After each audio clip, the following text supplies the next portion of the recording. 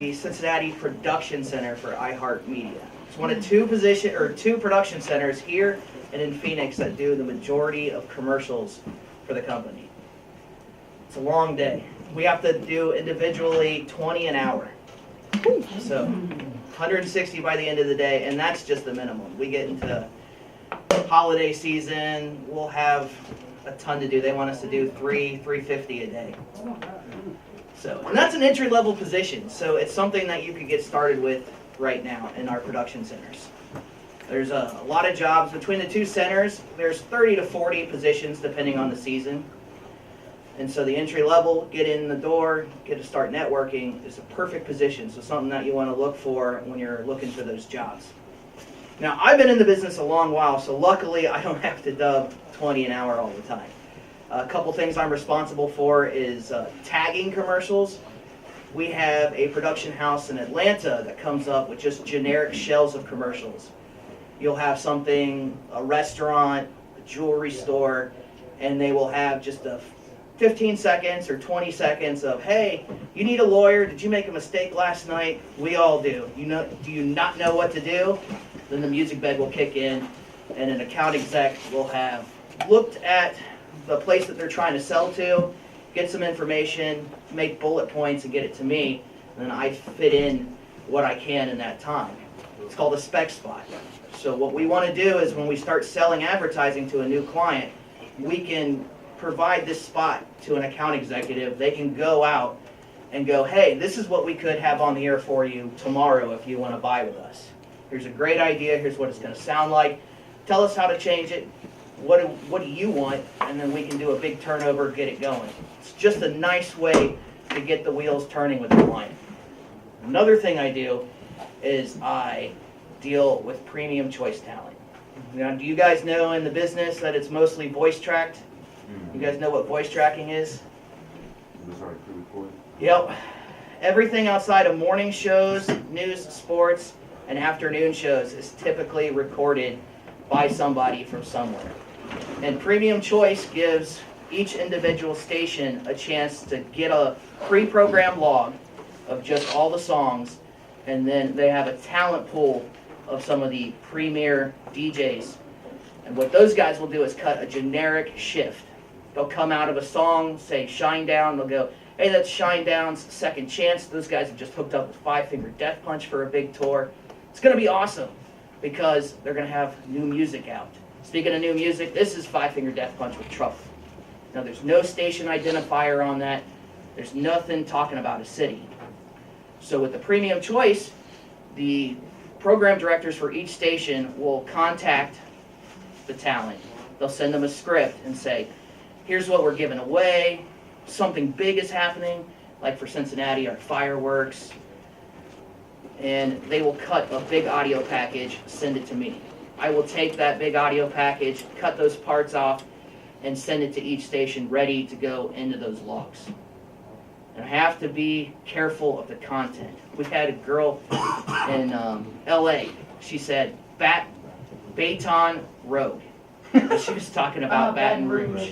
Girl from LA had never heard of Baton Rouge. So I hear that, and sometimes you can tune out when you're doing your work day. And that sets off a red flag, and I have to contact these people in the most PC way possible and say, hey, you said this. This is how you pronounce it. I kind of phonetically spell it. Sometimes I'll go over the top and go on YouTube, grab somebody saying Baton Rouge and send it. That way they have an example. You laugh, but I mean that happens often.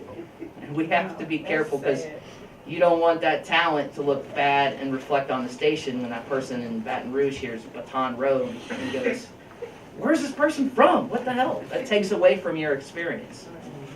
So I get to do that a lot, and that's fun. Some of these premier jocks, if you're recording a shift, Shroom from WEBN, he's one. He does 15 shows in a week. So every day he's on 2 different formats, and he'll record 2 different time slots for one of the formats. So he'll keep it generic. He'll talk about what's topical and say good morning if he's on an afternoon slot, but at night he'd say good evening and whatnot. So There's a lot of chances if you can be a premier talent where you get that, and it's kind of like a part-time job in itself, and you get paid a little extra. Been trying to go for that for a while. But it's fun. There's 3 tiers that I get to do there, and like I said, that entry-level position is where you just dub and dub. And, you know, it's not the greatest, but at least I'm in the door, and I've had the opportunity to kick it down and network with other people. Anybody got any questions about what I do currently with that side of my job? Cool. Fun job is being on air. I'm on WEBN Sunday nights, 6 to midnight. I get an hour to voice track that on a Friday. So I have to be careful and not say, oh, we're supposed to get a lot of snow on Monday, because you know how the weather is. Right. And I also host a local show, putting local bands on. I'm one of the only people that actually gets to pick an hour of music, whatever I want to play. And I put that in from 11 to midnight. And I love doing it. I have to work more than I technically get paid for because I don't want to just do the bare minimum. I want to sell myself, make it sound good. I do a lot of volunteering where I'll go out and host a show. It's beneficial. Not only do I get my brand out there, but I get to have fun. And a lot of people like to drink with me, so you're on EBN, let's do a shot. Like, okay, I'm not going to say no. So there's perks, but when you get into radio, you have to be willing to do anything and everything to get in the door. And it's not always pretty, but it's possible. I got started right where you guys are. I went to International College of Broadcasting up in Dayton. Good school, but nowhere near the kind of tools that you guys have. Being a media school, it's so important to be well-rounded. Social media is such a big factor in radio these days. It's almost more important to be good on social media than it is to be good on air. It's all about getting unique monthly visitors so we can go to our clients and say, hey, do you want impressions on our website? Do you want Arby's? We have this many people that visit the website this many times. You're going to see that you're selling 2 for $5 roast beef sandwiches. And that's a good way to make up some advertising dollars that we're losing from not being able to go out and sell because people aren't spending a lot of money. So doing creative stuff like that, you guys have that leg up with your social media classes here. And just a warning, you want to get into radio, clear your Facebook page of anything controversial. Because they're going to see it. If you go to get hired and you want to be an on-air talent, that program director is going to comb back through years of your Facebook to see what you're ranting about, and it's going to hurt you. So be careful what you say. I've actually got in trouble a couple times. I worked as a music director for the ECHL hockey team, the Dayton Bombers, which used to compete with the Cincinnati Cyclones. I hate Cincinnati Cyclones. But so I'm sitting there watching TV doing my overnight gig, and in the morning,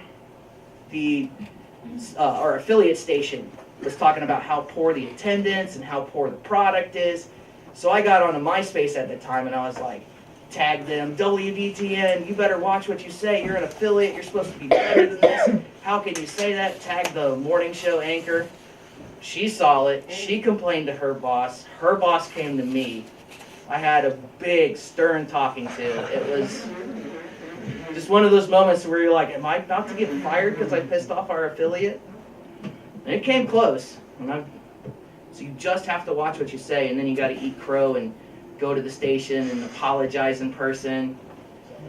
So seriously, if you want in this business, watch what you say on Facebook now. Don't put your personal, oh, I'm so hurt by my girlfriend and all that stuff, because it's going to make you look bad, and you're not going to be trusted when it comes to a program director giving you that audience that you're going to build up. Even if you have a different page for your on-air personality, people are still going to find you. So you got to be careful with that. That's huge. That's huge. But when I got into my schooling, I knew I was ready to get into radio. So I had a demo tape, resume, cover letter done. So I knew the second I could meet somebody, bam, here you go. Let me in the door. How many of you guys have a demo tape done where you could give it to me right now? How many of you are about to graduate? You gotta have a demo tape, resume. And don't save it on these computers. You gotta have it at your house. Google is a great place to store this stuff because it's not gonna go away. So have a demo tape, have a resume tape. You never know if somebody's gonna walk in here and you wanted to be with EBN, you could hand me a tape, and I could be, oh, okay, well, I'll pass this off. That's how I got my internship. So we've only been here for like 2 weeks, and we keep hearing this demo tape. You'll get there. They'll teach you. No, now. What? A demo tape. A demo tape. That's why I love tequila. I'm sorry, I didn't mean to be rude. No, you're good. I didn't know, how long. Because I But didn't know what I'm up against. A demo tape is your best audio stuff. If you want to be on air, it's just your way of faking breaks. That, hey, I just played you Rihanna. She's got this and this going on. This is what's going to happen. I can't wait to be able to give away tickets. Make sure you check out the contest page at this website. Here's blah. It's just a series of those. You'll have some long ones where you'll promote something, where you're selling the station. You'll have a couple flybys where you're just doing, that was Rihanna, here's Britney Spears on Kiss 95.7. So you just build up a short, they're good to keep about 2.5 minutes, because your person listening to it is going to put it on. You've really only got about 30 seconds before he hears your voice and goes, I like it, I'm going to listen to more, or throw it away. And a demo tape is not something that you cut once. You continually cut it. You're going to get better, and you're only as good as your last demo tape. Would you recommend doing one for each genre of radio? Yeah, because it doesn't hurt. When I started in radio, I was looking for any way in, and I got an email from a program director for KISS. Do I look like I'm a KISS listener? I'm heavy metal.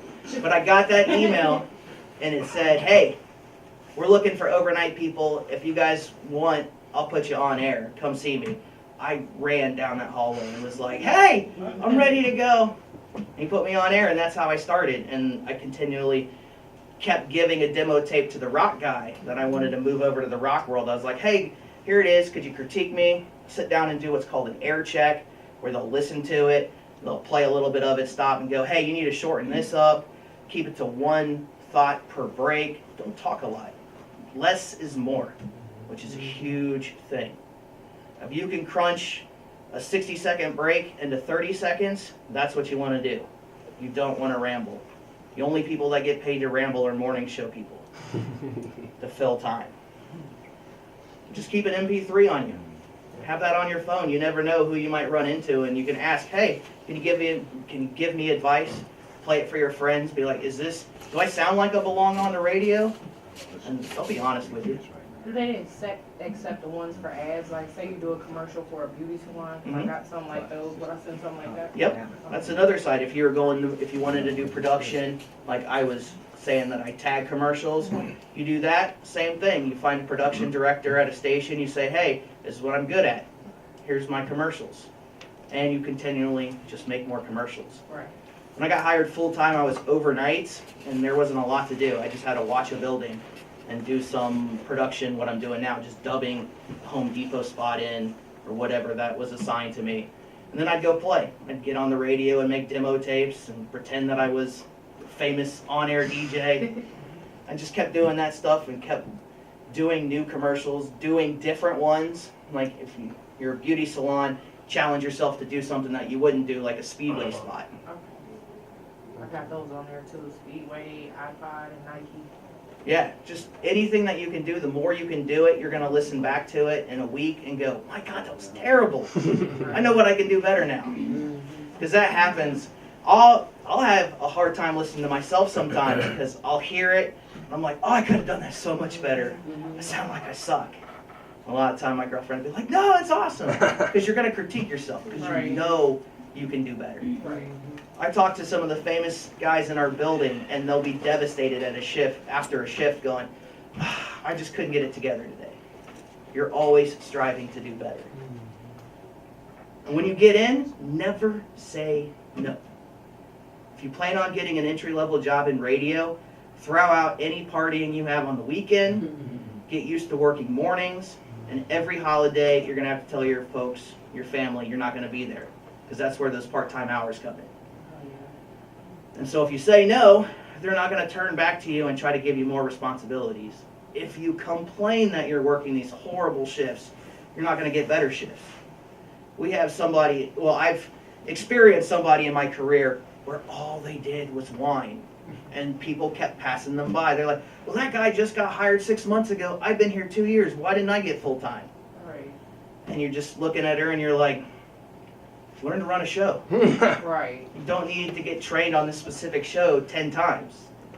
So when you get in, make sure you excel at what you're doing. Ask questions during those first couple training sessions and know what to do. Because if you got to do it too much, then you're just going to get simpler things and you're not going to get propelled in this industry. I'll stay at the same level. Yep. And even then, jobs are shrinking, so one of you guys might be better than me instantly out of this room, and I'll lose my job. Right. Like, I'm doing less and less of the two other things in my department I was telling you about tagging and the customizations. So you start this job and you're doing 30 an hour, where I'm dicking off and doing 15 an hour. They're going to look and be like, look at her. Goodbye, hire you. So you always have to excel, especially early on. It's very important. If you have to sleep in a studio, don't complain. I started out part-time, running various shows. I'd have to come in Saturday morning, work 6 a.m. to 10 doing a home and garden show. Then I'd be scheduled from 1 to 3 running the board for a remote, where they're out live somewhere and you put them on the air twice an hour for 60 seconds. Then I'd have to come back from 6 to 8 and then be back first thing in the morning. And sometimes it was worse than that, where they work you till 1 a.m. and then want you back at 5:30 a.m. There's couches at a radio station for a reason.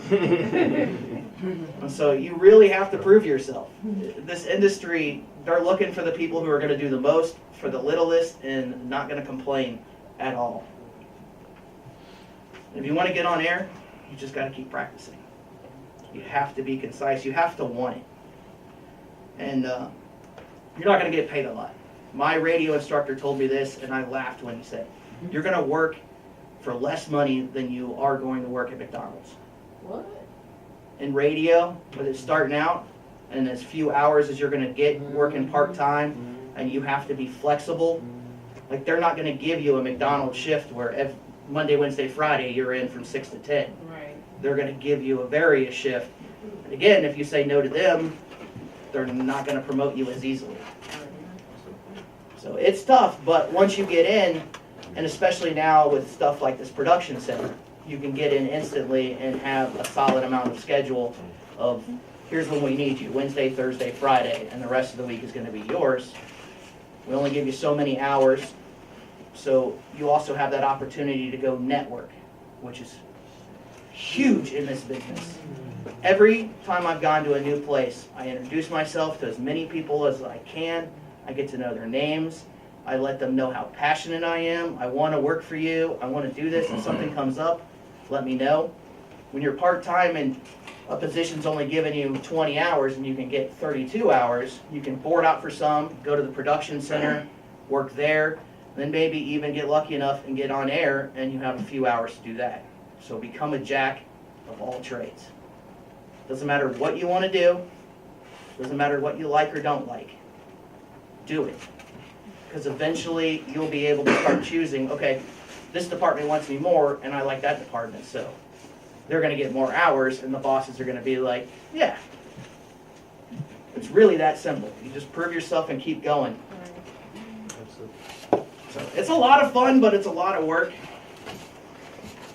Make sure you're applying for every job you see online. When you're there and you know that you can get in the business, when you get so far in this program here, go apply. Apply. I had a job 6 months before I was done with radio class, before I graduated. It's because I just didn't stop nudging. One of the reasons why I got my name. Just like, look, hire me. I did an internship at the time, and I really showed them how much I cared working for free. I would show up even though my internship hours were a certain set. I would just show up at events that I wasn't getting intern hours for. Just be like, oh, I'm here. I'm not working. I'm just chilling. What do you need? I'll go get it.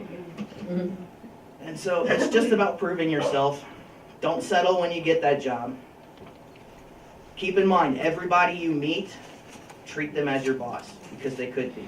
They could be that determining factor of you getting a promotion. I got down here in Cincinnati after a mass layoff, less than 3 months after I got laid off, because one of the sales guys that worked for Dayton moved down here. Knew a position was open, saw on my MySpace page that I got laid off and told me, hey, here's the link for this job, go apply. I'm gonna go down the hall right now and tell them how great of a worker you are. And I got the job. I wasn't even done with severance. I went from being, well, I'm done in radio, that's it, I'll never get back in, to one guy, I didn't even have to look for a job. There it was. Did I say never complain? It's really a big one. Never say no, be prepared to prove yourself, sell yourself, and job shadow as much as you can when you get in there. If you're not getting paid for it, but you become friends with that on-air person, they will be more than happy, for the most part, sometimes you have to work around some egos, to welcome you in the studio and just say, hey, sit here, watch what I do. Hey, give me a demo tape. Have some fun. Even in the crappiest part of radio, make sure it's fun. And you're going to get somewhere. You have to dedicate your life to it. And that's my story. Perfect. The floor is now open for questions, if anybody has any. Nudge. I do have one. Yep. If you could go back and tell yourself as a student one piece of advice, what would that be? And you might have already covered it, but Quit running your mouth on social media. Oh yeah, you said that already. That's That's what you post. That was hard. Go to my And Facebook and find out everything I posted and everything. Yep. I don't know what I posted. Yep. Leave that be in I have another there. question. Now, what if you deactivate? Can they still find your stuff? I don't know. They can't. No. I don't think so. I deleted Facebook. They can't find me. I mean, it's not the government. I would just go in and clean up your Facebook. They're not going to be trying to find anything. But I'm like, no. Oh, that's what I'm saying. But you said they combed through it like years and years of what you might have. Well, you can Right. scroll through. If she asked if she deactivated her Facebook, could they still see her post? No, I'm talking about say if you don't deactivate it. And I mean, some people make posts. I don't make posts like I don't know. I don't do all that extra stuff on Facebook. I might say a little something, but it's gonna be some real shit. Other than that, I don't know. It ain't no drama or no. Right. And that's what you want. I mean, You I might want that I might let clean. you know some shit. Be like, people on my couch shit about me in my own house and get to go. You know what I'm saying? Other than that, But if you had any of those words in there, probably like, you're not going to get hired. like little shit. I I don't need know. to Yeah, deactivate that's all right. of You're mine. gonna get hired. But it's spelled with an SHYT, not But still. You have to keep in Like mind, that's gonna make a difference. you represent the company at all times. If I came in here half lit and was given this conversation, I'm representing iHeart Media and EBN. Like, you guys wouldn't care if I was like, hey, how's it going? But it got back to iHeart Media, I would be in trouble. Right. And that's the same for social media. That's the one I am in the business, yeah. That's huge. Mine ain't that bad. I mean, I don't think. I don't Be know. yourself, but I'm just saying, like, the I'm not drama. saying I'm one of the racketeers. I'm just saying. You know, you can get political. You can say, oh, I feel this way about our president. I feel that way. I'm not saying not to put that stuff on. I'm saying, like, not to have attacking I'm at my stuff business. and degrading. Oh, no. I'd say a good general rule of thumb is while you're typing it and you have to ask yourself, is this worthy of posting? Don't post it. Oh, When in yeah. doubt, Post it. leave it out. Exactly. Oh, Exactly. y'all never had second thoughts about a post. Posting. So what if we want to shadow you? Does anyone else have any questions for Mr. Nudge? What if one of us wants to shadow you? How can you make that happen or not? We do not do internships anymore. At iHeart, no. And no. Just entry-level positions. But I'm sure you know some people that know some people that might know someone that's looking for an intern. Get this people right here. No, we just don't do internships. We do paid Nah. entry-level positions now. We want you to get in and start you at the bottom and then see that you work your way to the top. Okay, so by the time I'm done here, I'm gonna be giving you my demo and you give it to whoever. Yeah. Just be looking for my resume. Always give it to somebody. It doesn't hurt. Even if I walk to the car and throw it out, there's a chance that you're going to give it to somebody who's going to walk to the station and give it to that person. And then that PD could throw it away, but you never know if you get the right PD. A lot of times, especially for on-air positions, PDs will have a stack this thick of resumes, or at least they did before online submissions and all that. But in their inbox, they could have 500 submissions on. They're not going to go through it. They're going to pick a couple they find of 5 that they like and bring those 5 in.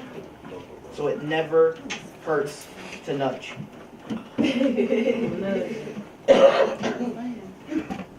Oh yeah, the 2 websites I have for you. You want to look for jobs. Allaccess.com. It's a great site for everything radio. What's going on just in general in the radio world. That's allaccess.com. You can even look up what's hot, trending, chart-wise. They'll tell what's going on, what company is struggling, what company is flourishing, positions open. That's allaccess.com. And for the entry-level positions in the corporate side and with the entire company of iHeart Media, it's iHeartCareers.com. And you can search by city, you can search by job title.